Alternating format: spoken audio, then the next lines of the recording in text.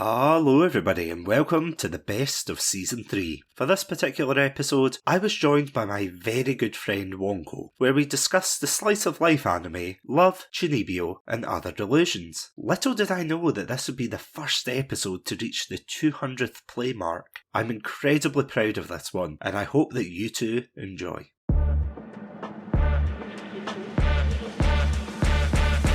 Welcome to Chatsunami.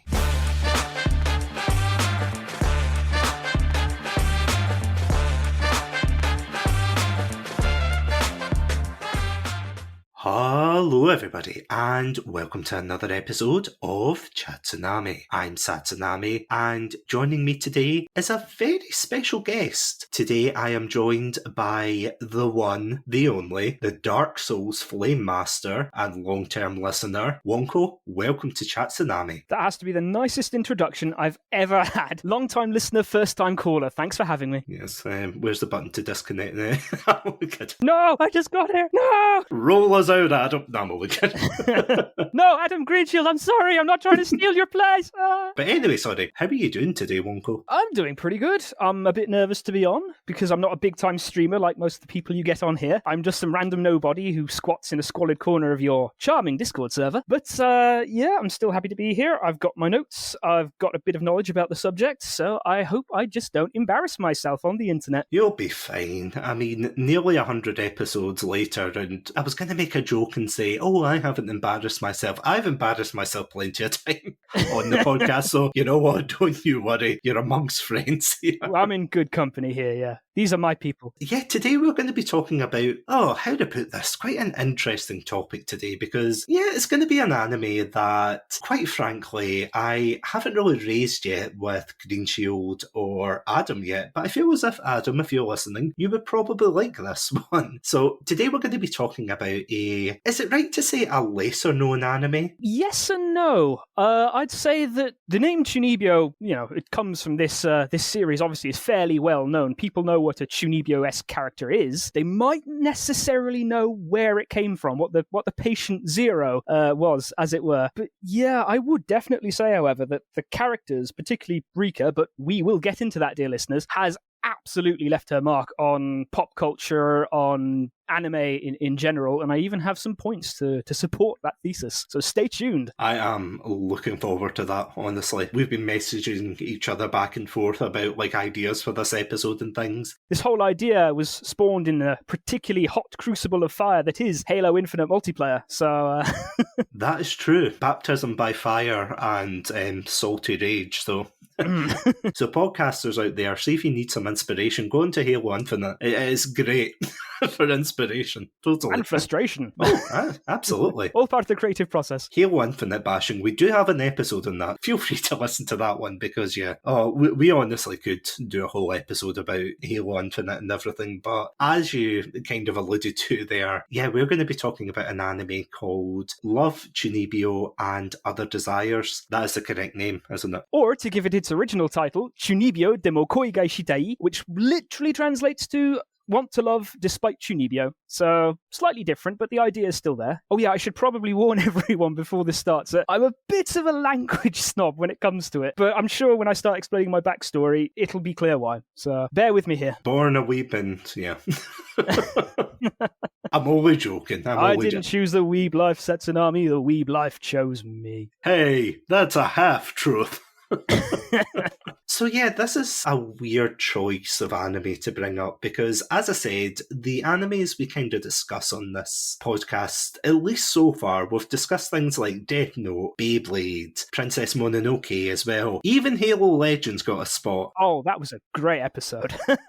Why, thank you. I think Green Shield and Adam would disagree. The hatred came through so magnificently clearly. It was just oozing from my headphones. Oh, it was absolutely beautiful. But if I can just jump on what you were saying there, the animes that you covered so far, I would say, is more starter level anime, if baby's first anime, if you will. Sorry, Adam. But Chunibyo is sort of when you start branching out more, when you start experimenting, I would say, because without going too much into it, because it's not the time yet, but Chunibyo plays off the typical cliches, I would say, of rom-com in anime, but it also subverts your expectations, dare I say, in the most satisfying and well-written way. But we will get into that. But it's an anime I think both me and Sats have a great deal of affection for. Oh yeah, absolutely. So before we go into what this anime is about, because I know you'll have a well-done summary of this.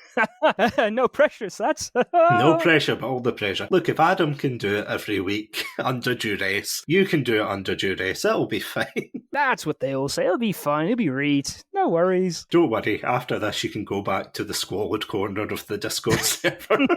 I get chained back to my radiator and only let out from time to time. Back into the channel. Back, I say. The Dark Souls one. Anyway, sorry, I'm getting sidetracked. The darkest Souls corner, if you will. Will we just go into what Chunibyo's about to kind of contextualise how we found it? Well, I had a great one-line summary in my mind when the original plan, letting you in the behind the scenes here, dear listener, but we were going to do the whole thing, but then we decided now we'll split it up. That way we can cover more ground, we can get more content, we can get more clicks. So I was originally going to say that Chunibyo was a charming story of a guy and a girl meeting each other, falling in love, overcoming trials and tribulations, and then the subsequent peer pressure that their friends put on them to escalate their relationship. But quite accurate to say for season 1. It's definitely a love story, a romantic comedy. It's got some surprising depth. If ever I would say that there is an anime of two halves, I would say this is it. It's got some absolutely charming chemistry between the characters. It's got a lovely, chill, cozy, comfy slice of life, but it's also got hidden depths. It's got some bit of edge to it. Not too much, not over the top, but it's also very, very relatable, I find. So it's intriguing. Once again, I'm not really defining the subject matter, but that's because the subject matter is sort of hard to define. It's more, it evolves. It's not an anime. It's an experience. You're going to slap that in the box. Oh, that's a pull quote if I ever heard one. Yeah. Exactly. Yeah, Chunibyo is one of those weird shows where it is, as you said, it's a slice of life show about, basically, it's almost like a coming of age story, isn't it? Oh, absolutely. Yeah, I think you hit the nail on the head. Now you say it out loud, yeah. Yeah. A Bildungsroman, if you will. So Chunibyo is about a boy called Yuta who is going through high school, or rather he's going from middle school to high school, and he used to go through a thing called Chunibyo, which, as we said, is this kind of a syndrome, isn't it? They contextualize it in the anime as it being specifically a disease. You know, they describe it as being a tumor or stuff like that. Although in the opening, I really did my homework on this, so this is probably going to show, but in the very opening scene, there's like quick words that sort of tie in with Chunibyo, and one of them is heberophrenic schizophrenia, which actually exists. It's also classified as a pubescent crisis, a sort of coming of age thing, and 14-year-old sickness, I believe, or 14 sickness. But it does exist, and whether you realize it or not, it's also fair to say that everyone has gone through it at some point, and everyone still goes through it throughout their whole life, I would say. Chunibyoism, if that's even a term. Yeah, the process of, and I'm going to go back to what I was saying on my Edith Finch review, because would it be safe to say it's like a form of maladaptive daydreaming almost, but to like a lesser extent? Yeah, I don't think it's quite as all-consuming as maladaptive daydreaming is. There's a couple of points I'm probably going to raise throughout here that underline that, because Chunibyo, for all the characters, is a conscious choice. They're not completely delusional, but they do lean into it. It does dictate how they will act in certain situations to a point that you can reliably expect them to do so, I would say would be a fair analysis. Because throughout the story, Yuta, as I said, he's going from middle school, and he, quote-unquote, suffered from this Chunibyoism, where it's basically like live-action roleplay. Like, he pretends to be and I kind of joked about it at the beginning, the Dark Flame Master, where he controls like all these dark occult powers and spirits, but he doesn't really, he's just pretending. But everyone around him kind of goes, what are you doing? So, you know, he gets really embarrassed, and when he goes into high school, he tries to shed basically these kinds of behaviours, and that's when he meets Rika, who is this young girl who is going into high school as well, was in the same class as him, but is still going through that kind of Chunibyo phase. I would say that she is the absolute antithesis of what Yuta wants. They say opposites attract. It's once again the case in Chunibyo because Yuta is trying to bury what he sees as embarrassing past, and Rika is the walking incarnation of everything he did not want to see. The anime makes a point, and Yuta makes a point of saying that he found a high school that was far away from his old one. He really wants to put a line under his Chunibyo shenanigans, but the past creeps back. Life finds a way, as they say in Jurassic Park. And if I may quote another famous film that I haven't seen yet, just when I thought I was out, they pulled me back in. Anyway, my terrible classic backlog aside, will we just jump into discussing this amazing anime? Lead on, Satsunami. Oh, hold on. I'm getting a message from the spirit world, so hang on to your hats and your eye patches. See, why do I need a soundboard when I've got you, Wonko? No, hang on. I can hear a voice. Subscribe to Satsunami. Wow, I think we just caught a ghost live on this podcast. This is a first, ladies and gentlemen. This is a supernatural stream. We fooled you. You thought we were going to go into heartwarming anime. But seriously, please subscribe. I'm hungry. I need the money, please. Please give clicks. Please. Hold on to your hats and your eye patches, and we will see you in just a couple of minutes. Welcome to Chatsunami, a variety podcast that discusses topics from gaming and films to anime and general interests. Previously on Chatsunami, we've analysed what makes a good horror game, conducted a retrospective on Pierce Brosnan's run as James Bond, and listened to us take deep dives into both the Sonic and Halo franchises. Also, if you're an anime fan, then don't forget to check us out on our sub-series, Chatsunami, where we dive into the world of anime. So far, we've reviewed things like Death Note, Princess Mononoke, and the hit Beyblade series. If that sounds like your cup of tea, then you can check us out on Spotify, iTunes, and all good podcast apps. As always, stay safe, Stay awesome, and most importantly, stay hydrated. Life moves pretty fast, and in this always on the go world that we find ourselves in, it's becoming ever harder to pause and reflect on what we see. Yet if we don't, we miss the opportunity to experience the things that could truly change our lives. The Little Pot of Inspiration aims to be that opportunity, to stop and savour not only the events around us, but the people, the experiences, the sights and sounds. Through these inspiring stories and poems of love, redemption and change, take a moment to really see all the inspirational treasures that are present. Inspiration is all around us. All we have to do is look.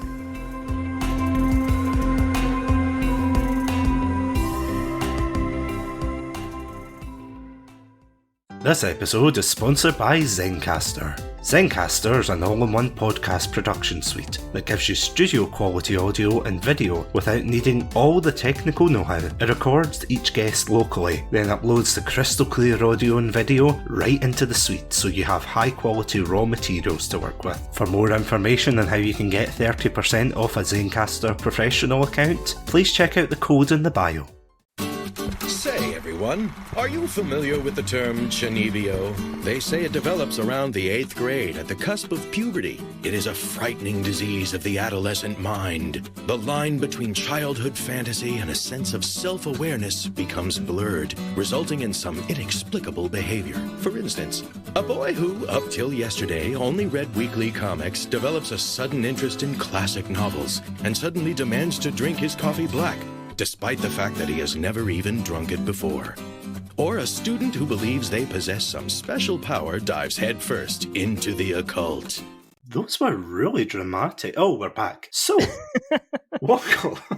Never gets old, you that. sly panda, you. Oh, never gets old. So, how did you hear about Chunibyo? Because I would say for me personally, it was quite a random experience. Like, I think I've told you this before, and we've kind of exchanged our stories, but... Yeah. You vetted me before I came on here, so... Oh, absolutely. I had to make sure you were a real Chunibyo fan, of course. Yeah. Only the finest.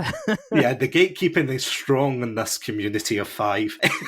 But just for the record, the Panda lawyer wishes to point out that was indeed a joke. Yes, indeed. He is. He's given me the thumbs up. Yeah, thanks. I really should give him a name. Yeah, he's done so much for the channel and yet so little recognition. He's a true national hero. But maybe not a human being. I was going to say, maybe if you donate, we can buy him some trousers. But anyway, sorry, getting sidetracked. But yeah, I remember my first experience with Chunibyo was actually when Greenshield and I were at university. Him and I watched a lot of anime, and it was really like a turning point for me because we watched a lot of like Studio Ghibli stuff. We watched Full Metal Alchemist Brotherhood, Hunter x Hunter, or Hunter x Hunter, you know what I mean. Yeah. I've spent enough time on the internet to know where you're going. I know things. Gurren Lagann, that kind of thing. And I remember at the time as well, Attack on Titan was very popular. So much so that we had someone in our campus that actually walked around with a cape from the Survey Corps. Did you know that? God. No, this is news to me. Wow. I guess I'll let anyone go to university these days. It was quite funny because I remember everybody looking down and saying, why is that girl wearing a cape? And I looked and I immediately recognised the Survey Corps insignia and I was like, oh no. You didn't run out after going, "Si se dies, tu no ves a Diego." Yes. Yes. Notice me, weeb senpai. That's why my uni career was cut short. But anyway, moving swiftly on. So anyway, that's why I was banned from the campus. This is how I found Chunibyo. No, I'm only kidding. So I remember in my final year, I came down with a really bad sickness. I think it was mold or something in my flat. It was really bad. Oh yes. You mentioned this on a couple of other times, haven't you? Yeah, it basically floored me. So much so that I was kind of stuck in my room, feeling sorry for myself, ordering spicy takeout to take away. Like the clogged up. It does work, by the way. I'm not sponsored by any of these places. It really does. But chili will absolutely unbung your nose. It's just your problem with what you do with it afterwards. Oh yeah. Great power and great responsibility and all that, you know. Your flatmates won't thank you, but yeah.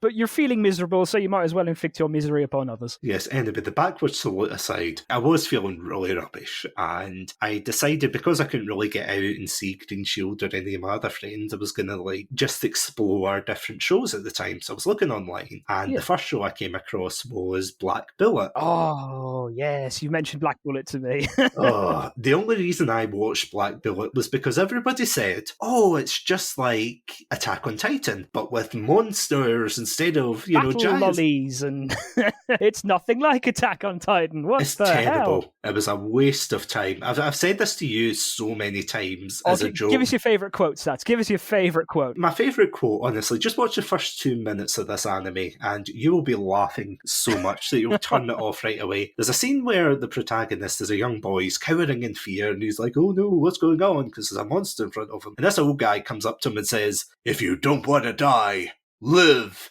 And you're like, well, that's a quote to live by, to be fair. If you don't want to be dry, bathe. To quote Fate Stay Night, people die when they are killed, so... Pretty much the same energy. Yeah, pretty much the same energy. But anyway, sorry, back to Chunibyo. That was a mighty side tangent, but... Oh, we're gonna do worse, I'm sure.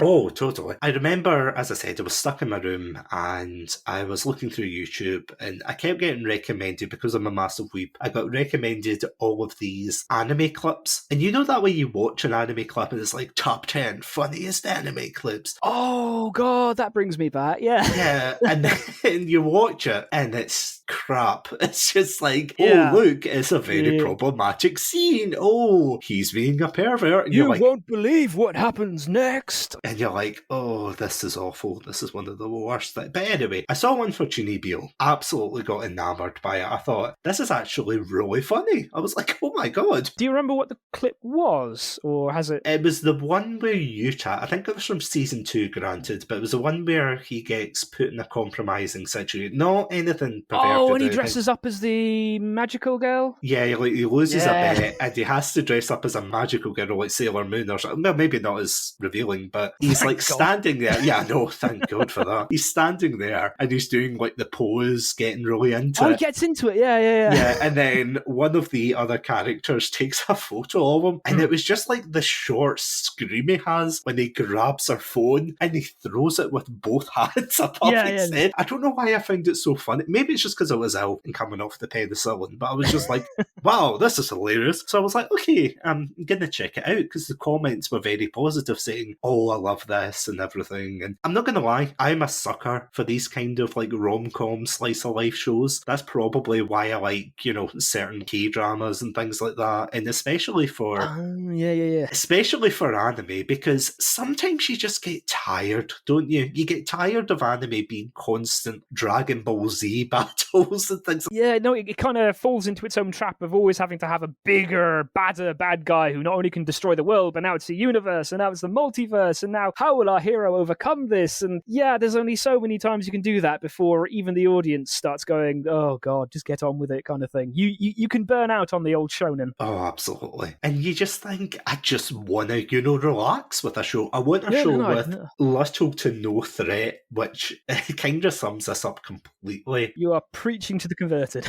So I watched it on, I can't even remember where, probably YouTube at the time, but I watched it, absolutely fell in love with it. It used to be on Netflix and then they took it down in the UK, which is rubbish, but I absolutely loved it. I fell in love with it, but I kind of kept it close to my chest. Yeah, you didn't reveal your power level, I'm guessing. Yeah, it's weird, because it's different if you meet another fellow weeb and you go, oh, I love Dragon Ball, I love Full Metal Alchemist Brotherhood. Those are things you usually share. Yeah, maybe not the cutesier, more chill, more cozy, more slice of life kind of stuff. Yeah, on a surface level, this show is very... If you watch it at the beginning, you'll kind of see it's, again, very cutesy, non-threatening, a bit kind of goofy, and you think, oh, right, this is going to be, just stereotypical anime. Very low stakes, very chill. It's not a taxing watch at all, I would say. Oh, yeah. But it's a but and a big but when you actually get into it and you get into the deeper themes, which we will get on to. Oh, we absolutely will. Just bear with us here. It can be heartbreaking at times, but sorry, before we go on, and apologies for rambling there. Nothing wrong with a good ramble. You say that now, but... You will regret this. But yeah, how did you get into Chunibyo? Oh man, it's a long story, a bit like yours really. And to malappropriate a quote from Fight Club, I would say that Chunibyo met me at a very strange point in my life. So sit down, buckle up. I'm gonna not go into the sordid details, but I will say that it was not a good point in my life. So I've been a weeb for quite some time. I've always been sort of in and out of it. And what we probably should have said before really going into this is that Chunibyo is produced by KyoAni, or Kyoto Animation. They tend to do some excellent, very well animated, very well designed, very beautiful, and tends to be slice of life kind of stuff. Although the first thing they ever did was actually Full Metal Panic Fumofu, which I still hold up as being one of the finest examples of comedy that anime has to offer, but that is a story for another time. They did The Melancholy of Haruhi Suzumiya back in 2008, which I sort of got into. It really sort of kickstarted my interest in anime back when I was but a knee-high bairn, if only. No, I was old even back then. Never mind. That's why they call you Wonko the Benjamin Button. Oh, you sneaky little panda. Sorry, go on. KyoAni has a kind of curse, and that's their season 1s will absolutely be fantastic. The season 2s, not so much. Because Haruhi Suzumiya season 1 is pretty damn good, although it's presented in a non-chronological order, which sort of did my head in the first time I watched it. Same. Season 2, on my deathbed, I will regret the hours I spent watching part of that damn season 2, because for those of you sitting at the back or who don't know or who are in on the joke and grinning madly and just want me to tell you, they have 8 episodes that are a temporal loop that traps the characters doing the exact same thing for 8 damn episodes. The only thing that changes being certain pieces of clothing and the bikinis that they use when they go to the pool in a certain scene. It was torture. It was hell. So that burnt me out a bit. It was only a couple of years later, this would be 2010, 2011, when they put out K-On!, which is cute girls doing cute things. Notably, they're just doing a music club and they're sort of messing around. So they already have the blueprint for Chunibyo kind of thing. And once again, season 1 was pretty good. Season 2 spun its tires a bit too much, and the film made me cry bitter tears. It was heartbreaking. And then bring us to 2012, because Chunibyo originally aired in the autumn, or fall for our American viewers, the fall slot of 2012. Before that was a series called Hyoka. Now Hyoka, once again, was a very chill, very slice of life kind of thing. Not too many there was only 4 main characters essentially. It was sort of a very chill, very low-key sort of Sherlock Holmes. The main character was sort of good at solving mysteries, and the female protagonist had an insatiable curiosity, so she'd like push and prod him to go do stuff. He'd do it. Once again, it was a long season 1. It kind of dropped off, and by that point, I kind of lost interest. Also, the fact that Girls and Panzer was airing at the same time kind of completely pushed it from my mind. So I'd heard of Chunibyo, and I knew it was going to be airing soon, but it didn't really make me want to go out of my way, especially after Hyoka, the second core of the first season. But this, as I mentioned, was a very strange point in my life because whether I realized it or not at the time, and I mostly didn't, but I was struggling with depression rather mightily. So I went back. This would have been my second year of university. I managed a week and a half, and I had the mother of all breakdowns. It was not pretty. So I was hospitalized. I was sent to a high security psychiatric ward, which is always where you want to find yourself. I was on 200 milligrams of sertraline a day. They gave me risperidone, which is a god-awful antipsychotic, and diazepam, which is better known as Valium. So I was a zombie, basically. I was zonked out my mind. So I missed the first couple of episodes. Eventually, after about a month, I was given a bit more freedom. I was allowed to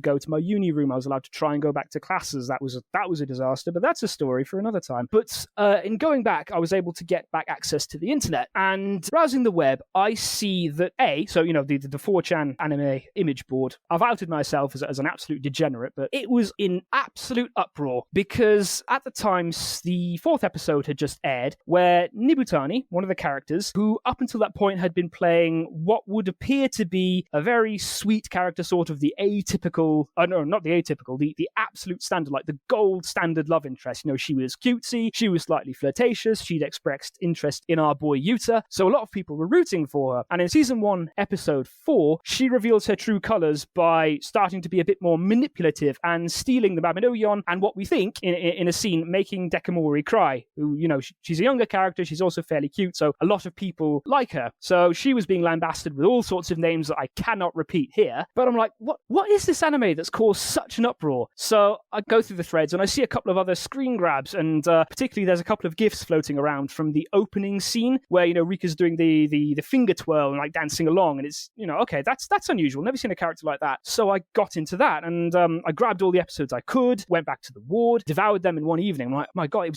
it was brilliant. It was just what I needed. It was cathartic. It was relatable. It really, really cut through and made me actually feel something in the midst of depression, which, let's face it, is pretty rare. It sort of rekindled an appreciation for anime. And so the next week when I was allowed out, I eagerly downloaded that one. And it also helped me branch out a bit more. It made me go back and visit Clannad, which is another KyoAni one, which predates both Hyoka, K-On! And Chunibyo, but it is an absolute brutal tearjerker as well. I also got Angel Beats, which is another fairly cathartic, let's say. It's not a downer per se, but it deals with some serious themes, deals with like death and the afterlife and regrets and stuff like that, which really helped me work through. I mean, I also have to say, as a brief aside, at the same time, this was when I really got into Dark Souls as well. So I had Dark Souls push me, and I don't want to say punish me, because that would make me sound weirder than I already am, but there was like the idea of overcoming that is encoded in Dark Souls. But then there was also this much more relaxed, much more chill catharsis that anime was affording me, and so it had rekindled a sort of a love that I felt for anime. Because to give a bit of backstory, and I know we're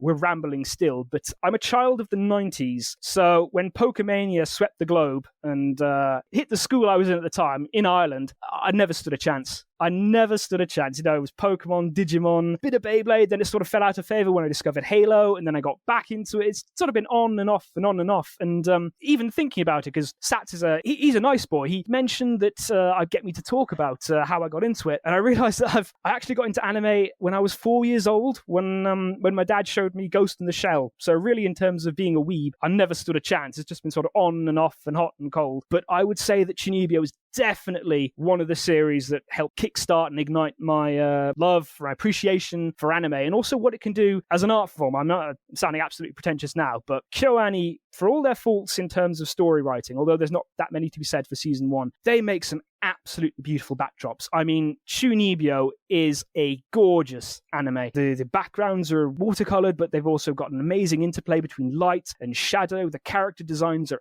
absolutely on point, and the music is understated, but it's exactly what you want. Going back to watch Chunibyo for this episode, it was like slipping into a pair of comfy slippers or a lovely cup of hot tea. It really gave me an appreciation for anime sort of all over again, because you get a lot of fairly derivative stuff in anime. They tend to chase what works. Like at the time, Chunibyo, I think it was more the harem animes or the sort of battle academy. Now it's more drifted into isekai and stuff like that. But there are a lot of cookie cutter stuff that do not try. But Chunibyo, it's got a lot of heart to it. It's not a perfect anime, but at the end of the day, do you really want something to be perfect? Because perfection is boring, and the imperfections are just something else for you to appreciate, which sort of ties into one of the key themes of the anime. So that's my counter ramble to your initial ramble. I think that's succinct enough. Over to you. First of all, it wasn't really a ramble. No, thank you for sharing all of that and sharing your experience with it. Especially because Chunibyo is one of those shows that is very deceptive. Oh, absolutely. Absolutely. If you watch the first couple of episodes versus the last couple of episodes, it's almost like night and day theme-wise. Because at the beginning, as I said, it starts out with this quite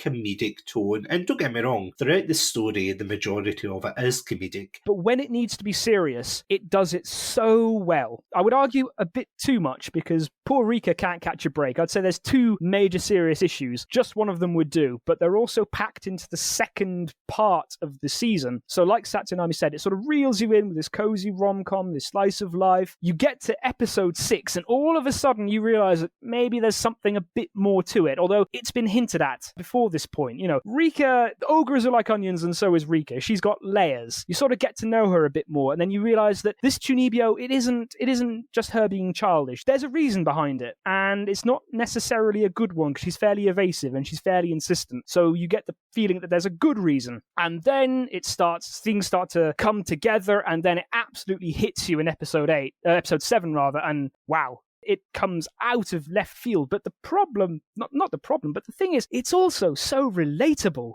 We're teasing the viewers now. We're really going to have to get into it a bit more, but yeah, let's get right into it. But just before we do get into it, I'm going to warn you guys now, if you haven't seen it and this has tickled your curiosity, please feel free to pause the episode and go watch it and then come back. But we are probably going to dive into spoiler territory, so just a kind of quick warning there, because honestly I would say this anime is worth watching from start to finish. But you're completely right, because throughout the show, at least for the beginning, Chunibyo syndrome is really just painted as quite this kind of cringy and immature thing. And you see that a lot with Rika. So Rika is, as we said, she's a teenage girl who lives with her older sister called Toka. Toka is basically, she's a chef, isn't she? She is, and a good one at that. And she's like this very successful woman who looks after her sister, but quite frankly has had enough of her, attitude and this Chunibyoism. And initially it seems very cookie cutter. Like, it's not, but it does seem that way at the beginning. It is deceptively cookie cutter though, isn't it? It's like, oh, this is the main character. He's fairly bland. Yuta, he does play into a lot of the sort of slightly, the slightly dense main character tropes that you tend to see in anime. Yeah. He has a lot of similarities with Kyon from The Melancholy of Haruhi Suzumiya. So you've sort of seen this kind of character before. You sort of vaguely know how he's going to act. But then you have the fact that he has a past with Chunibyo thrown in that sort of skews it. Like you were saying with Rika, she has Chunibyo, and that's not just an aside. It's not just some cutesy act. It's not just something she does to try and differentiate herself from the crowd. There's something much, much deeper going on behind there. And what I love about it is Yuta, despite having this colourful past, as it were, is the Dark Flame Master. Oh, so good. Yeah, I have to admit, one of my favourite scenes, just before I go on, is see when Rika outs him as being the Dark Flame Master in the nurse's office. And he's bouncing around, just like, how did you know that? Well, it's sort of a funny theme with both Nibutani and our boy Yuta. So whenever Chunibyo is brought up, their embarrassment is like physically made manifest. Usually as pain, they beat their heads against the wall, they roll around on the floor, they throw themselves against various cabinets and stuff like that. I mean, obviously, I don't know if it's to be taken literally, but this is just an anime. It is fairly symbolic and allegorical. But haven't we we all been there? Haven't we all done something in our past that is so cringy when we think back on it now? We just want the ground to open up and swallow us, you know? Absolutely. And I think that's what makes it so relatable. Yeah. I've got another friend who enjoys his anime as well, and I was sort of talking with Chunibyo about it just to see if he'd bring up any talking points. And he told me that it's one of the two anime he can't watch along with Watamote because, and I quote, it's too cringe. In a good way, or? In a way, yeah, in a all too relatable way. Ah, of course. Yeah. we've all been there. But I mean, the opening crawl makes a point of saying it's sort of pretension when you all of a sudden have never had coffee before, and all of a sudden you decide you want it black, or you start reading foreign classics in their original language that you can't read. You know, like Nietzsche's Also sprach Zarathustra or stuff like that. We've all been there. We've all been trying way too hard to be cool. And to tie in with a previous episode of Chatsunami, it might have been inspired by the way we see Elle act, for instance, who's way too edgy and too cool for school. But it's that kind of idea to stand out. You know, you want to make yourself different, you want to make yourself cool, you want to make yourself edgy, but you don't have the wherewithal to realize just how cringy or obnoxious you're actually being. I think I've actually brought this up in a previous episode where I talked about my gaming experience. So years and years ago, when I was in high school, or rather like the lower half, I was still playing games like Pokemon, Sonic, those kind of games, you know, like quite childish, colourful platformers. But as soon as I hit 18, there was kind of that societal almost expectation, not really from anybody else, but... Well, we do live in a society, to be fair. Well, that is true. That is true. Every time I go out, I'm reminded of that. I remember that's the reason that I was so into FPS games. And don't get me wrong, I love FPS games, but that's why I was so into them because, and again, it's a stupid thing to say, but I consider them to be more mature. Yeah. Yeah, it's like, oh, I'm not playing baby Sonic games or anything. No, I'm done with RPGs. I shoot people. I am the Call of Duty now. There's actually a quote from the writer C.S. Lewis, and I think I've told you this before. You might have dropped this on a previous episode, yeah. Where he basically says, and he summarises it really well, he says, when I became a man, I put away childish things, including the fear of childishness and the desire to be very grown up. And I think that's such a perfect quote, because don't get me wrong, if you're all consumed in something, you know, and it's your kind of one thing, you know, obviously that's going to be detrimental, but having a fear almost, because I've got a friend who is very much into collecting Lego and like huge sets, and even today, Lego are kind of pandering towards an older generation and things. And I know this is like such a tangent from Chunibyo, but it does link to it. It ties in. There's a lot of things that actually tie into Chunibyo, because another thing, I'll let you get back to the Lego thing, but you were mentioning that when you turned 18, you started playing more mature games. I think it happened a bit earlier with me, because when I got my first Xbox, I tried to give myself the coolest, most badass, hard-ass sounding name out there, so it was Deathbringer. But it wasn't just Deathbringer, because the E, A, and T of death were 3, 4, 7, because Leet was cool. That was how badass I was. And then, you know, you get older and you go back and look at it and you think, oh, wow, did I really? On a previous episode, you talked with a certain Wisteria Moth, and she was saying that she'd recently rebranded, if you remember. She was saying that her previous rebranding was part of herself, but she wanted to move on kind of to be Wisteria Moth, the same but unchanged, as it were. And it's kind of the same thing. I've related to that, because ever since I've moved away from being Deathbringer, and now typically I try and be Wonko the Sane, because like you say, it's good to be passionately obsessed in something, but it's also good to not take yourself too seriously all the time. A bit of humour never killed anyone. It is, as you said, about Yuta and Rika, the protagonists of this anime, because Yuta is very much the straight man in comparison to Rika being the chaotic gremlin who... And going back to something you said earlier, because you said about the animation style, and I completely agree. So sometimes there's like a battle scene, and it's not actually taking place, you know, it's all in the characters' heads, but they still animate these grandiose scenes. Oh, it's absolutely beautiful, isn't it? Yeah, where it's like the characters are pulling out like all these fantastical weapons and blasting, you know, powerful energy beams and things. It's visually really appealing, but of course then it cuts to like the dark kind of reality of it, and it is just them flailing. It's also comic effect. You majorly maybe think of the first proper fight that we see with Rika against Toka in episode episode 2 when we get the transformation, we get the music change, all of a sudden we get to see what she's seeing, and it really is straight out of like a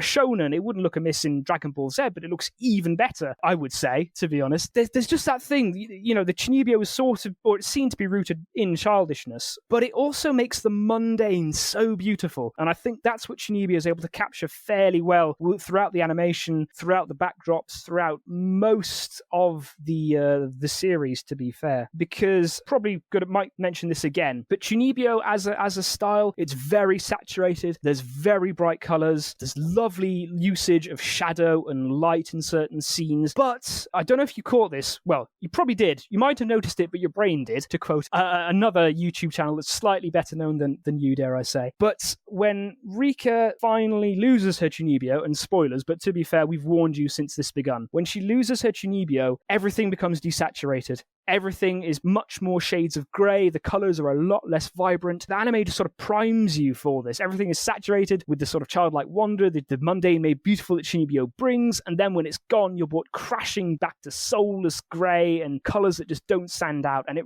really sort of hits home. It really makes you feel sort of unnerved, I would say. And to tap on that as well, I mentioned the music earlier, and I might as well, this is as good a point as any to do it, but KyoAni pays such attention to the music. It's absolutely fantastic. When Rika and Yuta are together, they're the main couple, they end up together, they have this gorgeous leitmotif that's usually played between a single violin and a single piano. That is taken as well when things are a lot more serious. So their sort of love theme is called Kimi no Tonari ni, or Rikai to Aiju to Yashi Manazashi. I'm so sorry about the pronunciation. But then there's a really, really sad one as well that is once again piano and violin, but it's played differently. This is Surechigao Kokoro to Kokoro, but it also keeps playing with it, because when the Chunibyo stuff kicks in, when, like you said, it's imaginary, it's the imagination's kicking in, then the music tends towards harpsichord and electric guitar, and then in the everyday, the sort of more humdrum stuff, particularly at school, the music tends to be more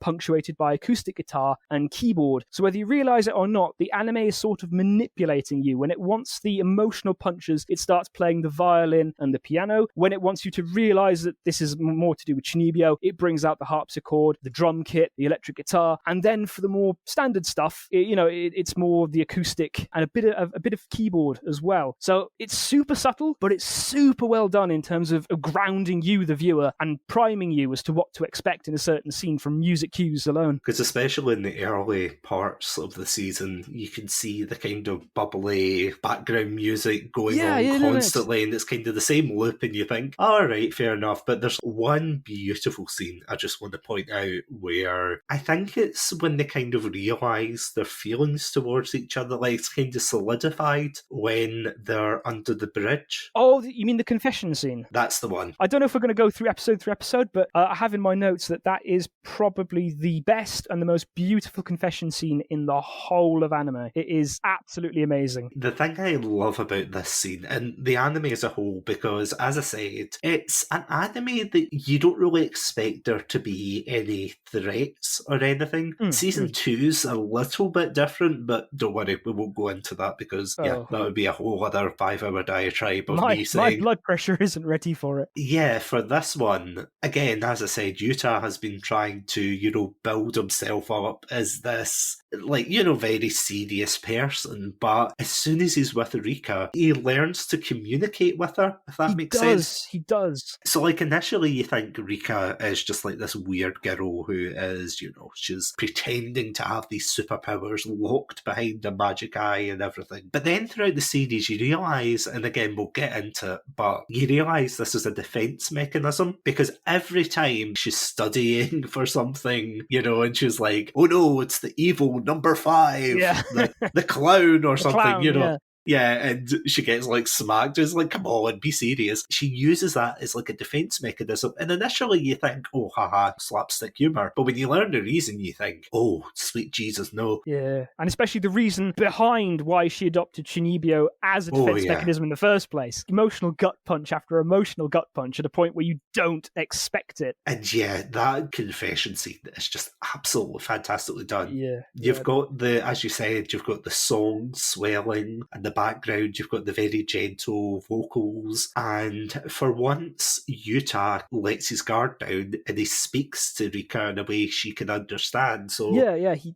really leans into the Chunibyo. yeah, it's just such a cute scene where he puts on the Dark Flame Master, you know, and he's like to confess to her, but then a bike rolls by. past and he just blushes to his ears. And yeah, and he's like, oh no, never mind. And of course, Rika's just so enamored. I've written down here, awkward, fumbling, and deeply, deeply touching. You really get the feeling that this is two adolescents who are head over heels for each other, trying to confess their feelings no matter how embarrassing it is. But like you said, the setting is so magnificent because it's sort of their place. In episode 5, it's where Yuta gives Rika her new email address as a reward for passing the test, which she absolutely treasures because it's from him. And as the series goes on, we know why. So it's kind of their place. It's nighttime. You have the lights in the distance that Rika sort of considers to be this unseen horizon that she insists exists, and it holds a great deal of significance. I think the night sky is like pinkish tinged. They're all alone. You know, we've all been teenagers. We've all had these awkward,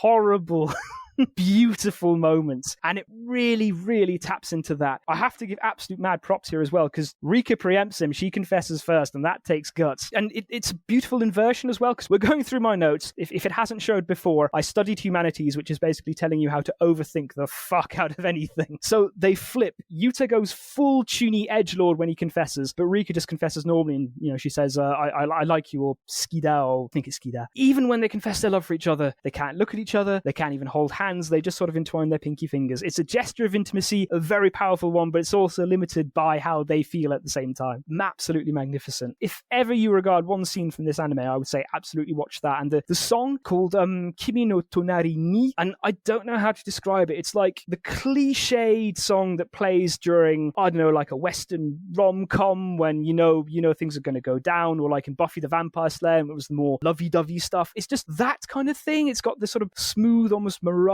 Carey-esque vocals. You got the sort of chime and sound sort of playing from left to right on the channels. It really is something else. What makes it even more impactful, because I never really thought of that until you mentioned it, it is a spot that is very significant to them. It's their spot. They go back to it in season 2 for the most frustrating finale that the world has ever seen, if you remember. Oh yeah, Jesus, let's not go into that, because yeah, I remember watching that. I'm so sorry about this. I know we're teasing the audience something terrible, like, oh, we know what happens, but you don't. It's like, we don't really want to do that. We want to make this its own thing later on. Yeah, trust me, you're not missing too much by waiting on season 2. Season 1, absolutely go check out. Season 2, if you're bored.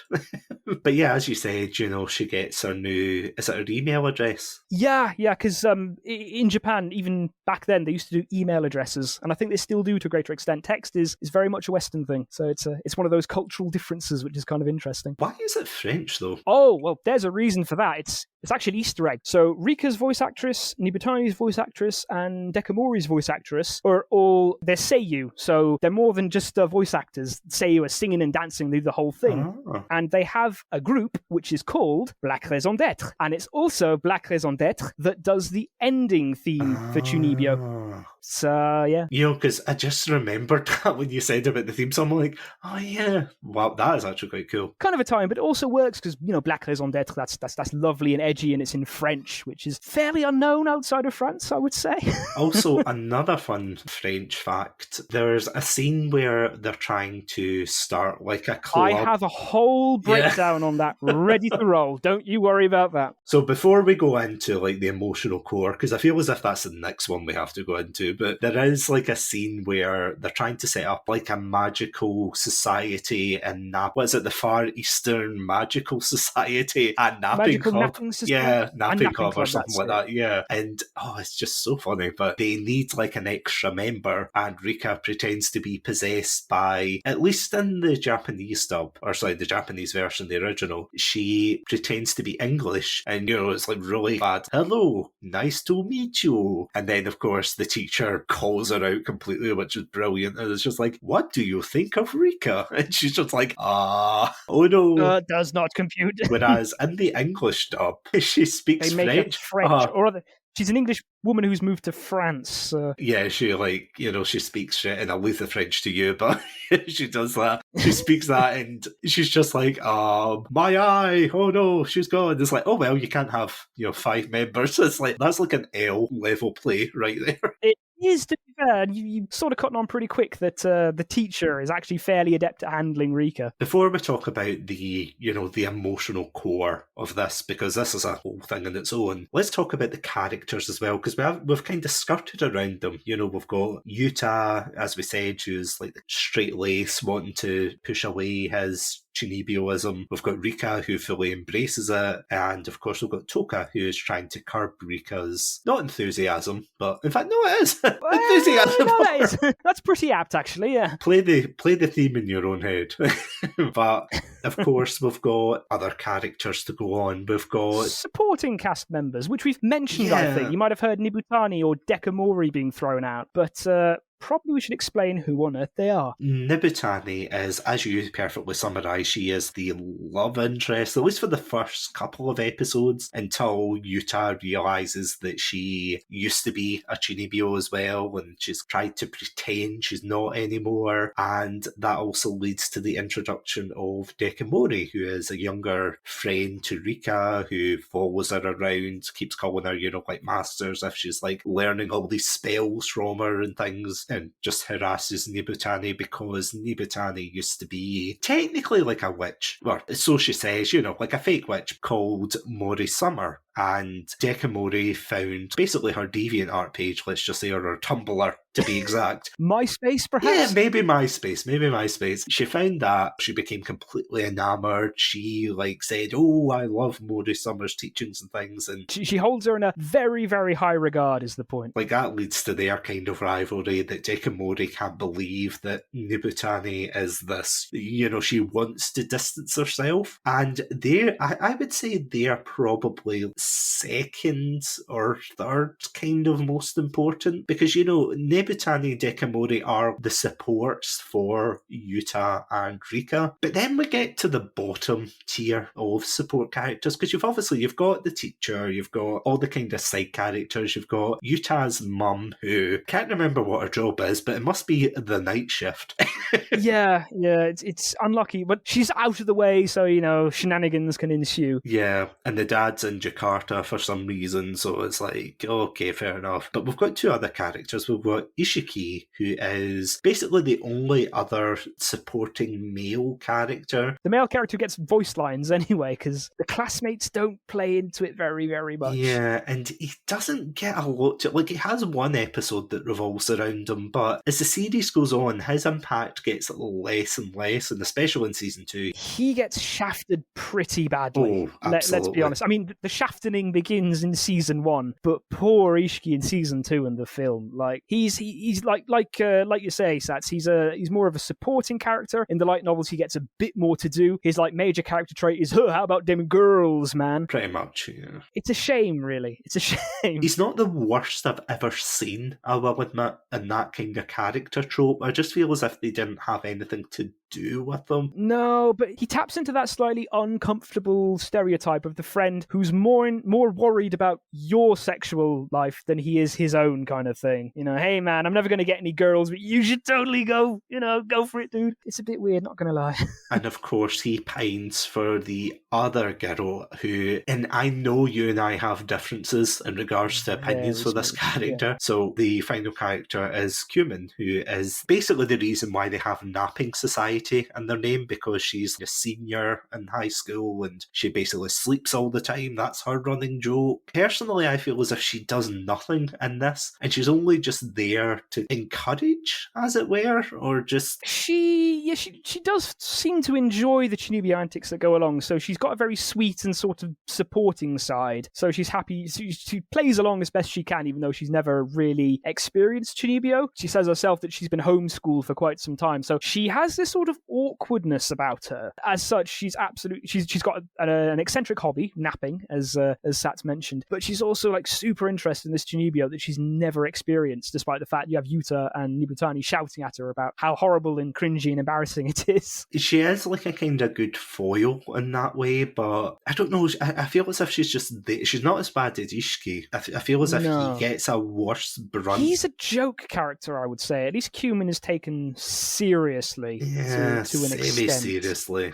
Whereas Ishiki, as you said, he just gets absolutely pooped on left, right and centre throughout the entire thing. And even when he does help Yuta and Co, and you're like, it's not great. There's side plots as well with Nibutani and Dekamori fighting against one another. Some of that can get tiring, I have to say. More for, and you'll probably be able to remind me of the episode in question, but there is a particular episode I do remember. This wouldn't be the Christmas OVA, would it? No. We're not touching that with a barge pole. Not touching that with a barge pole. No. All right. It's crossing that out. Strike it out. It doesn't exist. There's an episode where they go to the beach, and it has got to be the most depressing anime beach episode I have ever watched in my life. Like, they have the usual, let's go to the beach. We've got what do you call them, water guns. Yeah. Oh, that's right, yeah. And they've got, like, their antics, like, they're all trying to get at one another, and there's all that. But on the flip side, you've got this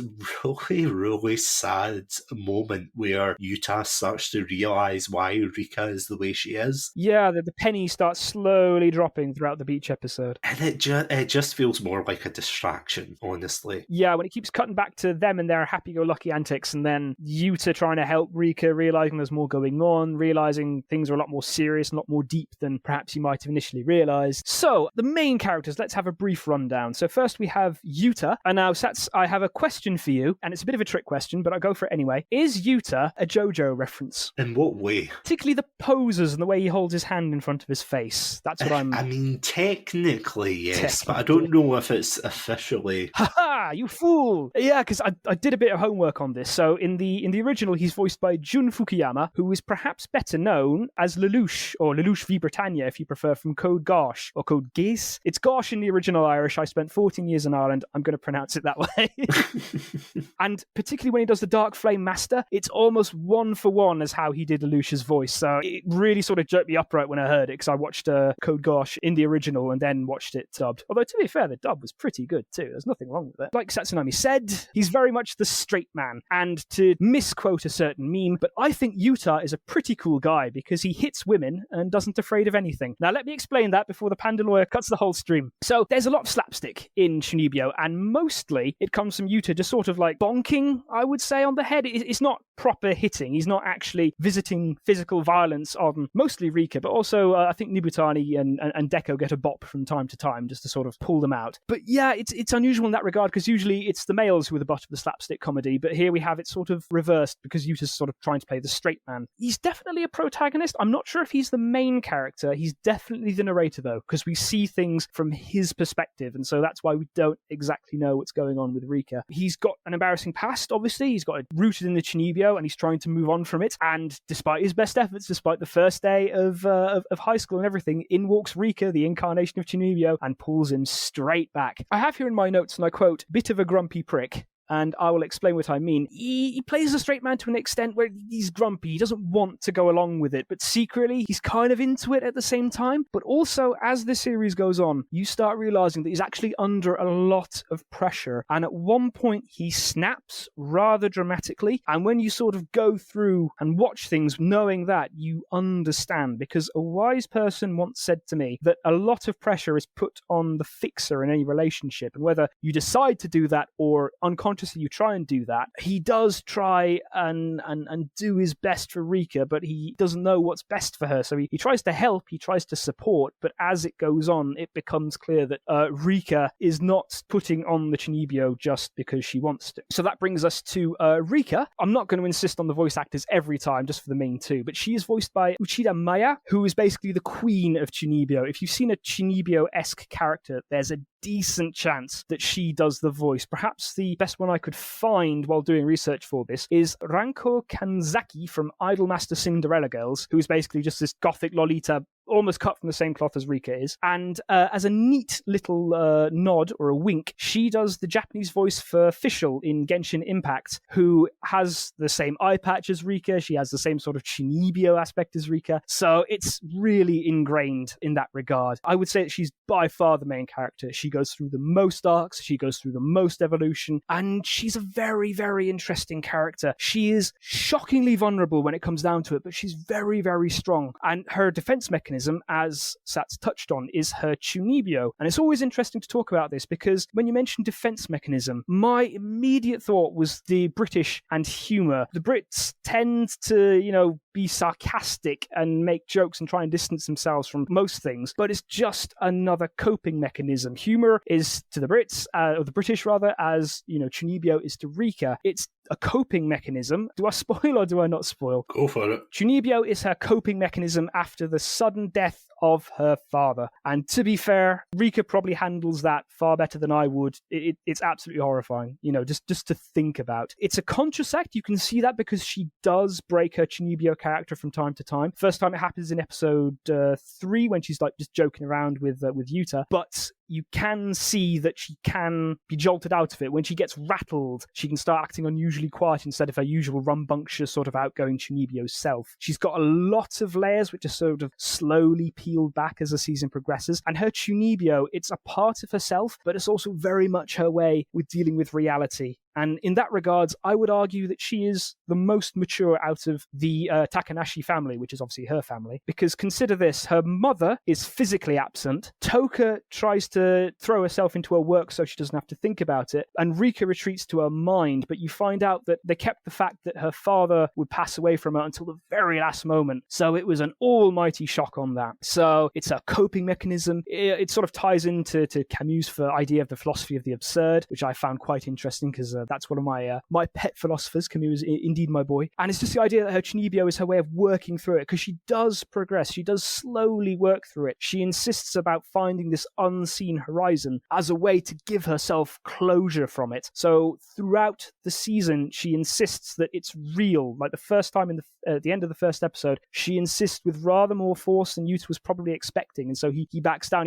And as an audience, we sort of realize that maybe something deeper is going on. She also relies on Yuta far more than she realizes. And as we see throughout the series, when the Chunibyo facade or when the Chunibyo coping is pulled back, she is lonely, she is frail, she is vulnerable, and she sort of falls into apathy or depression. And particularly the last 2 episodes where that happens, they can make for some very, very awkward viewing, I would say. She single-handedly codified the Chunibyo character that exists to this day, because I mentioned I'm into my anime. At the moment, one of the animes I'm watching is Komi-san wa Komusha desu, which I think is Komi-san wants to communicate in English. And there's a character called Naka-Naka-san who basically you swap the eye patch from Rika's right eye to the left and give her a bob cut, and it's the exact same character. So she still has a massive hold over anime pop culture. Then we have sort of the interplay between Yuta and Rika. You could write a whole thesis on their dynamic. It really is incredible. Yuta inadvertently gave Rika the keys to the whole Chunibyo thing. He helped her more than you realize, and it's only towards the end that you realize just how much Yuta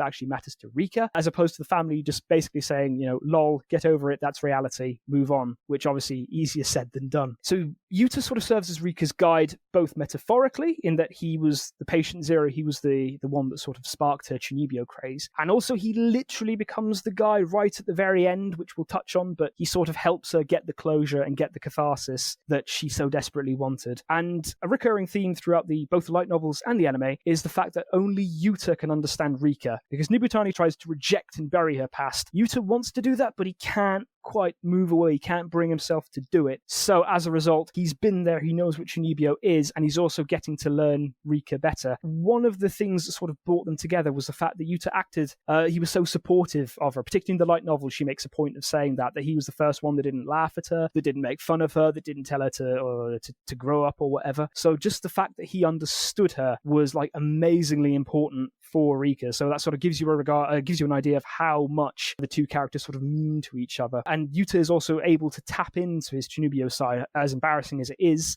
culminating in the confession scene, really clicks and he starts fully supporting Rika. and it makes it all the more brutal when he snaps and does what no one else could do because he was like her pillar throughout the whole thing. So moving on to the sporting characters now, we have Nibutani. She plays into the cliches of the popular girl. She's polite, she's friendly, she's outgoing, but she's a bit of a bitch. She can be quite abrasive once you get to know her. She can threaten characters, she can stomp on their feet, she can do all sorts of horrible things to try and keep her Chunibyo side buried when she thinks that's being threatened. She says that she's ex-Chunibyo, but as we find out, she actually holds on to the relics from her Chunibyo past, and she's probably the most socially adept, I would say. She can manipulate and navigate most situations fairly easily, and she tries to push Rika and Yuta together when she seems to realize what's going on. And she's also interesting. She's very human in the regard that she's got a slightly more cynical, slightly more abrasive side, but she's also desperately trying to find her place. She keeps going from club to club to club to try and fit in, but in the end, she can't quite find what clicks for her, so she's always moving on and constantly dissatisfied. Next, we have Dekamori. She's actually an anime-only character. She does not exist in the original light novel. She was written in by the third book. Really? Yeah. You wouldn't think so, because the chemistry is so good. And actually, Cumin and Toka are also anime original. They didn't exist in the original. Oh, wow. I know, right? Also nice to know you're still there. I've been sort of monologuing for a while. No. I've been taking notes down. I'm like, didn't exist. That's why I'm not buying the light novel. Okay, got it. So Dekamori is interesting because she has two aspects of her personality that are codified in anime, and that is her childish side. So first we have the twin tails, and the second, the slightly sapphic undertones or overtones in her relation with Nibutani, but obviously I'm barred from explaining what happens, so you're just going to have to trust me. But both, sapphism or lesbianism and twin tails are both codified as being childish in terms of Japanese culture. It's sort of just the way it is. It's sort of seen as being slightly curious in terms of the sapphism, and the twin tails are seen as a more childish haircut. So she's the youngest, that does work, but she's also... She's got a decent head screwed on her shoulders, I would say. When in one of the more brutal scenes, I think Yuta absolutely lays into her out of frustration and brings her to tears. She does admit that she knows that, he tells her that Chunibyo isn't real, and she says, tears coursing down her face, that she knows. She always knew. It was just a game. She also is, she's shown to have great grades, shows she's very smart. She's fantastically, scion of a fantastically rich family, so she's already won at life. You only find that out at the very last episode, where it turns out that she was able to lend a car to get the gang to where they need to be for the triumphant climax. She also has a certain degree of naivety, but that comes into play more in season 2. So I'll get into the end now, don't worry. We have Cumin, another anime-only character. She's interesting. She's a bit of a blank slate, but that does work into the story's favour at the very end, when Rika sort of passes her the flame of her tyrant's eye, which I think is the correct translation. And she's able to keep that going until Rika gets it back, and she also is able to give quite the exposition dump, which really makes you to realize just how important and how bad he's messed up, and that drives him on to right the wrong that he's committed. And finally we have Ishiki. He's a very, very unlucky character. You think he's going to be Yuta's friend, rather, but he's just sort of pushed to the side in favor of more scenes with the gang, essentially, with Cumin, with Dekamori, with Nibutani, with Yuta, and with Rika, the Oriental Magic Society napping club, or whatever it is. He's very cliched, he's very one note, and that just gets worse and worse as the series goes on. He does lend the bike to Yuta at the very end, so he does have his use. He is a bit of a Chekhov's gun, but if it's just for that, then... not worth it, yeah. Bit of a shame, yeah. So that would be my brief analysis of the characters. And if you want to listen to part 2 of... No, I'm all good. Chatsunami will return after these messages.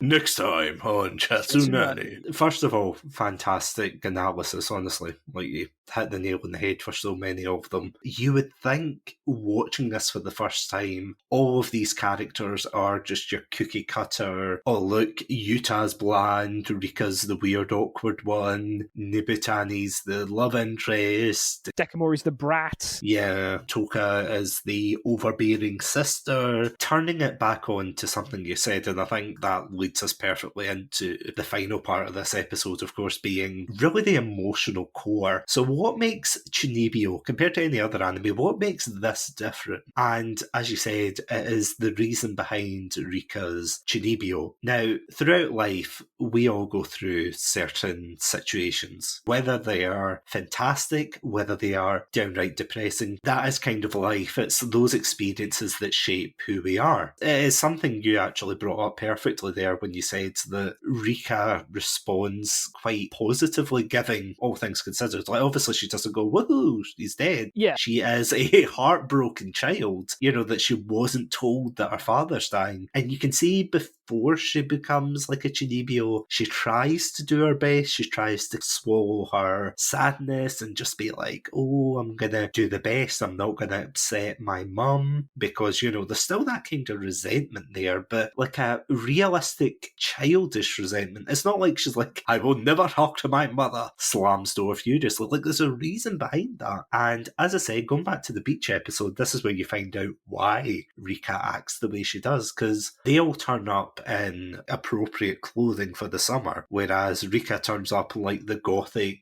dress, and you think, why is she, you think, oh, it's just part of her Chunibyoism. But there's a particular scene where she goes back to where she grew up, and of course the house has been torn down. It's heartbreaking, because you finally get to contextualise why Toka is being so hard on her. Not because she's like an overbearing stereotype, but because she is processing the grief in her own way. She's obviously a lot more, she's older for one, and she's a lot more mature, so she can handle it in her own way. But when Rika's father passes away, she is basically really young. She's not even a teenager yet, I don't think. No, she's yay high, yeah, as the saying goes. Yeah, she's like a wee chibi.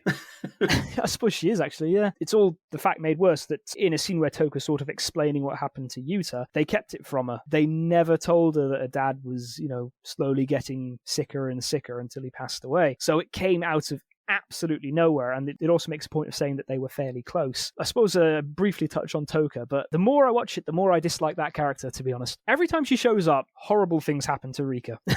Basically, she is a crimson-eyed harlot, bringer of absolute misery, because the first time she sort of beats up Rika, and you realise that she's sort of trying to rein in her delusions. The second time, she abseils down from her flat, which is just above Yuta's, to his balcony, saying that she needs help, and then it turns out that they're going back to Rika's grandparents, and Rika's acting out a character, so what's going on. And then I think that the most unforgivable thing, after the aforementioned beautiful confession, by the end of the episode, she comes in and saying, hey, Yuta, I need you to do my dirty work here. I need you to snap her out of it for me. So she never does the dirty work when it comes down to it. She does play along, seemingly. Like, if she was serious, she would not engage, but she does sort of play along with the Chunibyo fighting. She always wins, naturally, but she does play into it, and then she starts getting, annoyed with Rika by the fact that she's being encouraged by her behaviour, if you sort of see where I'm coming from. I mean, I suppose if you're really analysing it, you could look at that as her not wanting to hurt her sister.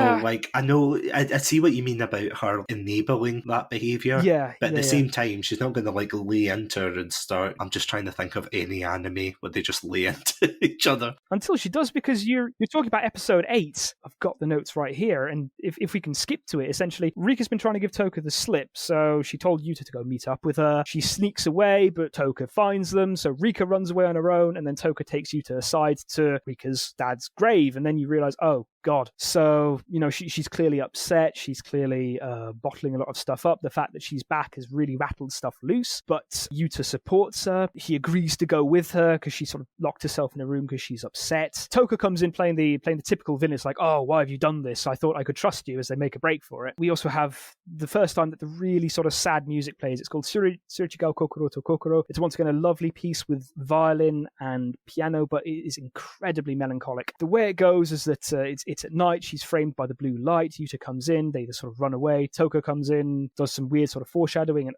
can't believe you've done this kind of thing. There's a leap of faith. Yuta jumps down first. He catches Rika. They get on the bike. They start pedaling towards her old base. She starts explaining what the unseen horizon is, and the idea is that she saw lights on the water the night her dad died. This is this unseen horizon. This is her coping mechanism, and that's why she's been constantly insisting that exists, and it's constantly why she wants to breach this unseen horizon or this unseen boundary. I can't remember exactly what the term is. Chunibyo is a simple story that's well done, and nowhere does it show more, I think, in this scene, because we have sort of happy music playing. We got woodwind and piano. It's upbeat. We have Rika flashing back to happy memories. She sees the dad briefly. She sort of gets there. She stands there, and then she just stops. We see Yuta sort of arriving on the side. The violins pick up. The music swells. The camera cuts to her point of view, and it's an empty lot. Everything is gone. Everything falls silent. There is not a single sound to be heard. It's just she is stunned. She is shocked. Everything that she held dear, everything that she thought existed, has been torn away from her. And then at that moment, you have Toka who's been chasing them in the car. She comes out and says,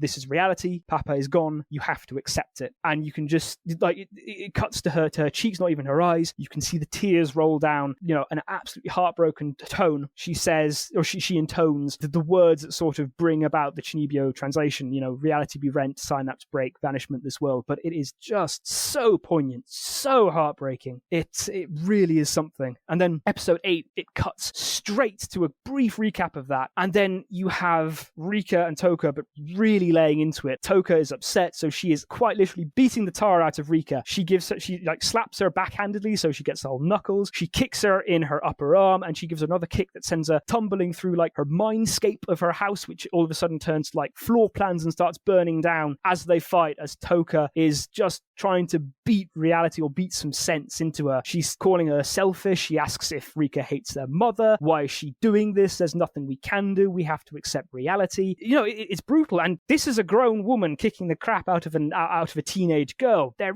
really is some massive emotional weight to it. She says, "Our house is gone. Papa is gone." Rika refuses to give up, and Yuta has to step in because he's finally started to realize what's going on. He says it's because she understands that she's acting like this. Obviously, I don't condone that kind of behaviour, but it is quite realistic in a way, because if you've got someone who, you go through a shared experience, especially something as dramatic as that, and they are kind of living in this fantasy land where they're completely denying what has happened. It's human reaction at the end of the day, yeah. And just the frustrating, the outpouring, it's very, very poignant. And again, it's not what you expect going into this anime, especially with the first couple of episodes where it's oh haha, slice of life, yay. Are they going to get together? Are they not? And then, as you said, by episode 8, it's haha, Rika's dad's dead. Yeah, no, it is pretty brutal. And up until that point, most of the quote-unquote violence, it's been completely slapstick. It's Yuta just bopping Rika on the head when she goes a bit out of control, or when she brings up something that he finds too embarrassing. Although, to be fair, Toka does bean her with a ladle pretty hard in episode 2 to finish the combat. So it's not like she hasn't, but this time, and to be fair, both the voice actresses were really, really leaning into it. You could properly feel the emotion in their voices as they did it. It's a very, very powerful scene. And, it's contrast, like you say, it's contrast between the slapstick violence and the actual violence. It's contrast between the light tone that the anime has had up until this point, and now all of a sudden, the serious gut punches are coming home. Very powerful, to be fair. And I have to admit, what I do like about the reveal and, how it unfolds is, as you said before, when Rika actually loses her Chunibyo self, everything, as you said, it becomes desaturated and quite bland and normal. And there's even a scene where I think it's the same place where Rika and Yuta actually have their quote-unquote confession, and they're looking out and he says, "Oh, look, the lights." Yeah, and, she says they're just lights. Yeah, she just bluntly says, "Oh, they're just lights," and that is really heartbreaking. All the magic and all the romance is just it's just gone because she's acting so out of character. Things are so wrong. And another thing that I wanted to just touch on, I was so smug about it because I thought I was the only one that realized, but actually the first episode is mirrored, but in a super depressing way in episodes 11 and 12. So we have the thing with the lights from their confession. We have Rika and Yuta on the train station as she's leaving, but instead of her being all upbeat and dancing around the place and doing the Konami code with the vending machine, that's not there. There's another bit as well that I'm brushing over, but I don't like watching episodes 11 and 12, or at least the bits where she's acting out of character and stuff like that. But it's just so much regret. There's so much that's clearly wrong, almost disassociation, because everything is so horribly different and so wrong. But that's the thing though, you build up a relationship to towards the character of Rika through the early parts of the season. This Chunibyo self, yeah, she's strange, but at the same time, she is a character who has been through a lot and has decided this is who she's going to be. It's almost like seeing a friend that you haven't seen for years and just seeing them as a completely different person. And that's the thing that I think obviously is like a key tenet of the show, where Yuta kind of looks at her but doesn't look at her in the same way. Like he doesn't see that excited girl that he fell in love with. He just sees this heartbroken, devastated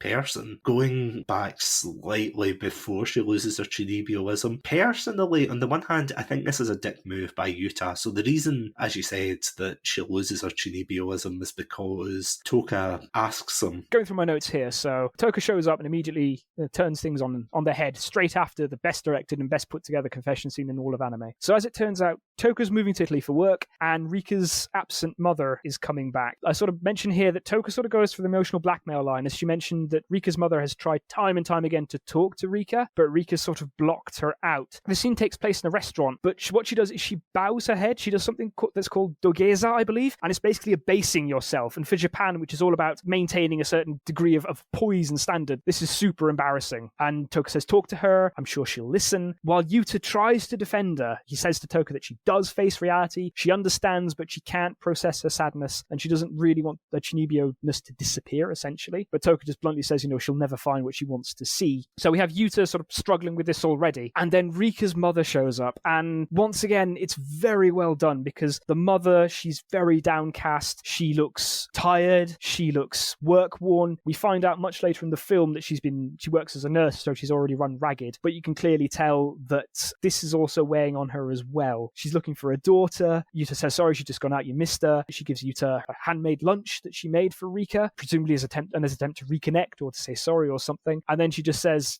I'm sure she still isn't ready to see me again. So that's a lot of pressure to put on Yuta, to be fair. You could see it that maybe he feels guilty because Rika's Chunibyo is at risk of tearing her family apart, kind of thing. But this has been building up and building up and building up. And we know that Yuta sort of wants to move away from the whole nature of Chunibyo, but at the same time, he loves Rika for who she is, Chunibyo and all. We've had a lovely scene. We have the confession scene, and what brought on that confession scene was another really, really beautiful scene where Rika almost falls off a roof after Nibutani keeps trying to engineer situations where they'd be alone. They have a heart-to-heart. It's just the two of them. They've been acting awkward because they've started realizing that they have feelings for the other. Yuta says that he finally understands Rika, that the Unseen Horizon is something special, and it's not just something random or cool sounding. There's something behind it, because he's seen the fight with Toka and Rika at their old house. He's seen her dad's grave. He understands what's going on. It's a very poetic scene, and he's offering her acceptance and support, which is literally all that she's ever wanted. This sort of, brightens her up. She goes to the other side of the scaffolding, and she slips, very much Lion King style. I had to try very hard to not say out loud, "Brother, help me," because it really is clinging on to the edge. So we have Yuta getting a bit of a hero moment, because Nibutani shouts down that he can reach her from the third floor, and because there's a balcony, and because every time Rika has appeared that's not in school, she's come down from the balcony and Yuta's pulled her in. So it's kind of another thing they have. So he barrels down the stairs, he races through the empty classroom, he gets her, and in a beautiful scene, orange lighting, we get a 360 zoom as they embrace as a couple. They haven't kissed yet, but you can really feel the intimacy that's there. Suspension bridge effect or not, you can see that that's finally broken through their awkwardness, and it moves them to confess later on in the next episode. Going back to what you were saying about Rika losing her Chunibyo-ness, about how much Yuta meant for her, after Yuta finally gets it, after he said that he'll support her, that all she's wanted is to be understood and accepted for who she is, that's happened. And now you have that person, you have your significant other who is all of a sudden upset or angry at you and screaming at you to do something that you never thought they would ask you to do. But because it's them, Yuta is the only one that is able to snap Rika out of her Chunibyo-ness. And that whole scene is quite poignant as well. Again, as I said, it's just this happy-go-lucky anime up until, as you said, episode 8, and then we get this really brutal scene where just as they're preparing to go up for like this talent show. Or a flash mob, wasn't it? I think it's like a kind of Chunibyo play or something. You know, they're just showing off their, oh, look, we are characters. But it's pushed by Nibutani because she wants to outdo the original drama club, who she was a part of, but then got bored with. Yeah, exactly. On the one hand, you think, oh, it's a dick move that Yuta basically did this to Rika just before they were going to go on. Yeah, of all the times. But on the other hand, you do forget he is still a teenager. Like, you know, he's probably not mentally equipped to, think it through, especially being pressured like that, after meeting Rika's mum, after talking to Toka. A lot of blackmail, and like he's trying to fix her, but there's a lot of pressure on the fixer. He's trying to take all that on by himself, but he has no one there that he can talk to, kind of thing. So it does make sense that he snaps, but then again, it really brings to the fore the sort of human aspect of all the characters. None of them are perfect. They all make mistakes. They all make the wrong calls, or they're all a bit abrasive or sensitive about certain topics or stuff like that. But it's just so poignant in that regard. They're not the sort of moe blob carbon copy characters of a typical anime. They really do have flaws, but that just makes them all the more human and all the more relatable, because we've all made bad calls, I would say. We have all hurt people, inadvertently or otherwise, and we have all felt absolutely horrible for that. So we can really sort of feel how that has happened, and we don't even see it. We just cut to him under the tree. Rika comes up, he tells her to take off the eye patch, everything cuts to quiet, it goes all silent, and the episode jump cuts to later in the evening. It's Yuta, it's the evening, he's sitting alone by the chain link fence, and all you know is that something has gone horribly, horribly wrong. It really is quite unnerving. The whole sequence is, and especially when, as you said, he snaps later on at Dekamori, and you summarise that scene pretty well, where, she says she knows it's make-believe, and I think deep down as well, I think there's something that Yuta says, that they all know Rika deep down doesn't believe she's got these powers. Yeah, she knows they're not actually real. Later on, she'll use it as an excuse rather than a justification. You do see that when she's trying to study for the test, that she tries to get away with it, but in doing so, it shows she's conscious of it, because she's trying to use her Chunibyo-ness to get away from studying, which is something she hates. And if I can touch on the sort of Dekamori Yuta scene, it's as Rika's boarding, and like everyone knows she's not coming back, but so much is so unsaid. And once again, it's really relatable. In a couple, when you have an argument, which I'm sure it happens, as regrettable as it is, but all of a sudden communication just goes. You don't talk. There's an awkwardness between you that normally isn't there, and that's exactly what they have been able to put in this anime. There's so much that left unsaid. Yuta can only smile. Rika doesn't even say anything. She just sort of walks in, the doors close between them, the train goes off. It's incredibly raw, but then the reason he snaps is because Dekamori calls him out on all his shit. She asks why he didn't ask her to stay. She says that Yuta was a pillar for her, and I quote, an anchor for her heart, so that she called her,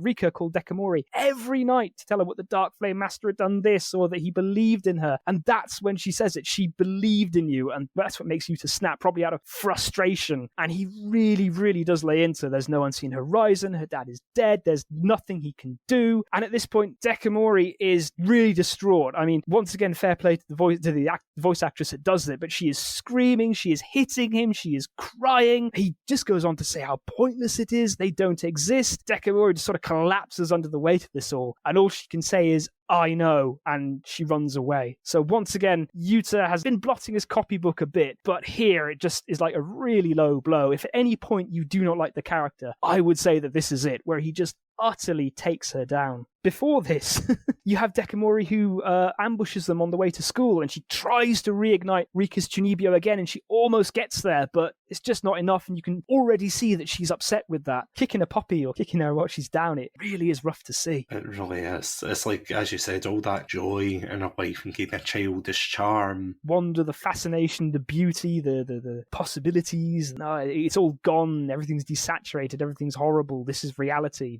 But to end the episode on a positive note, Oh, what forward. a scene, yeah. Yeah, the ending is absolutely fantastic, where basically Yuta goes for Rika. He cycles to her grandparents, which is where they go in the beach episode.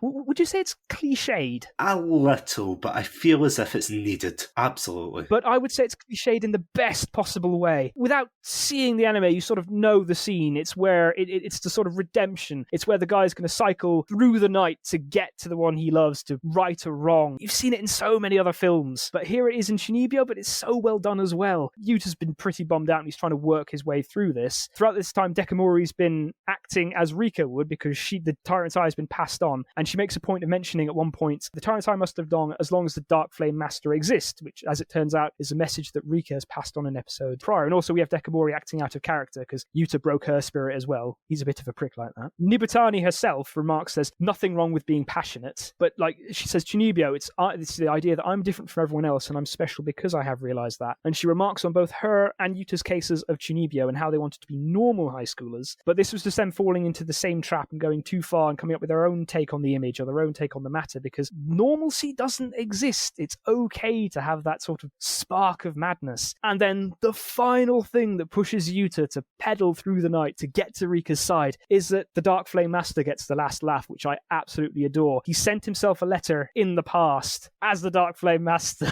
telling him he's special and helping him to come to this realization. As you said, it is a little bit cliche, but it's everything that's right with this anime. It does it so right. It's so earned. It's like, I am not ashamed to admit I was almost on the edge of my seat, like, yes, come on, you can do it. It really is building up to that. It is cliche, but in the best possible way. It's another beautiful shot. You have the lights, you have the night, and then he's on the way and he's stopped by Cumin once again, who sort of fills in the final blanks, because we have seen super blurry pictures of Rika and who we assume, a young Rika, and who we assume to be the Dark Flame Master. But then she tells him just how much that he has mattered to her. She reveals to him that after, like, she saw him on the balcony 2 years ago, or as he was sneaking about down below in full Dark Flame Master mode, and I quote, "She watched you every day after that. To live like that was wonderful, much more honest and cooler than bottling up your feelings and living how others would want." So Rika was impressed by Yuta's way of expressing his feelings instead of bottling it up or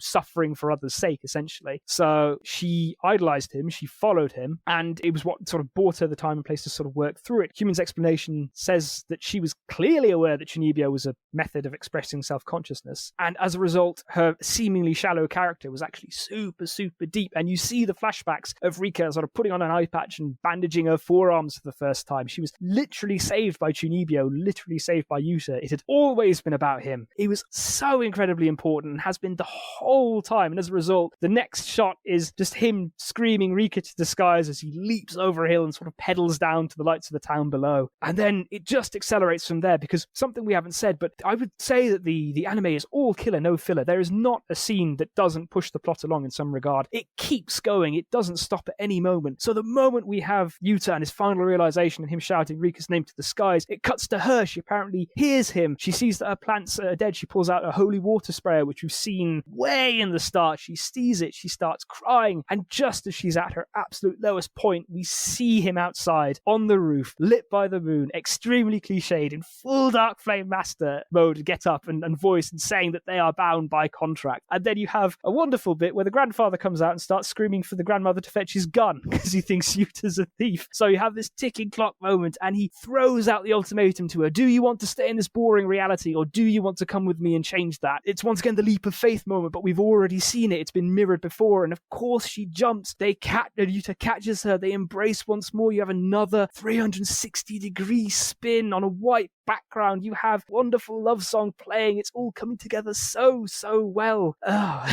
So what you're saying is you're a fan of this anime?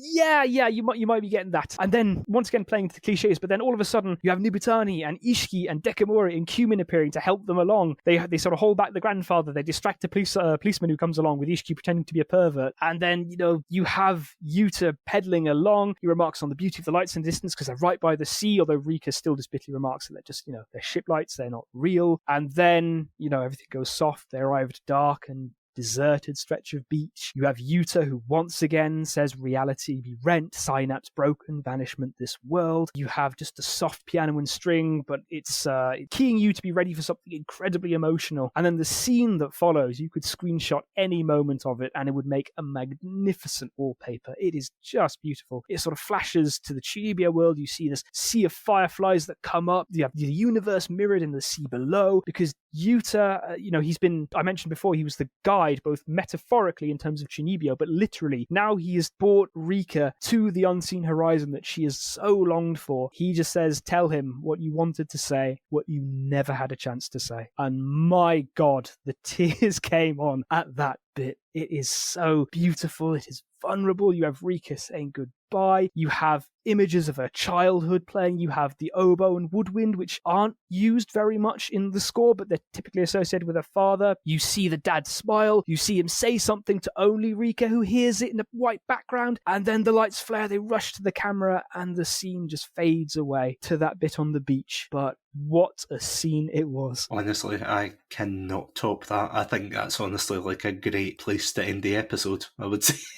Honestly, just going off of that as one final point, the ending is beautiful. You do get Rika finally getting to see her version of the unseen horizon. Obviously it's not real, but to her it's real. And again, going back to what I was saying before, we all go through things in life that are difficult, that we are unable to cope with, and we all have our own coping mechanisms for that, whether it's pretending to be a different character, whether it's video games, whatever it is, that's how each of us cope. And of course for Rika, it is being this character who has all of these powers so that she can see her dad in the end and finally have that closure. I totally agree. I think that this anime does it so beautifully, so perfectly. Don't get me wrong, I know we kind of just spent the last hour or two just saying, oh yeah, it's depressing. It's depressing but good. Bittersweet, yeah. But it's catharsis. At the end of the day, it is catharsis. It's showing you something poignant and emotional that helps you work through stuff that you're working through. Like, when I found this anime, I was struggling with depression, and I'm not saying it's all down to the anime. I'm not saying this is some kind of panacea, but it did help me work through a certain part of that. It is a simple story, well told, with hidden depth. Couldn't have said it better myself. Honestly, if you're looking for a slice of life anime that has a kind of different twist on it, I would wholeheartedly recommend season 1. And as you said, there is a season 2 technically. I would temper your expectations for that. We're not going to go into it now, but I would temper your expectations because it's not the best, but there is some other goodness, to be fair. There is. It's not all bad. Yeah. I was going to say in terms of just season 1, because you also have something called Chunibyo Light, which is like 5-minute skits from different parts, like just a bit of extra. And in one of them, episode 3, I think it is, you see the scene that Rika sees that got her into Chunibyo in the first place, with Yuta in full Dark Flame Master Clobber escorting his sister out as they go to pick up something at a convenience store,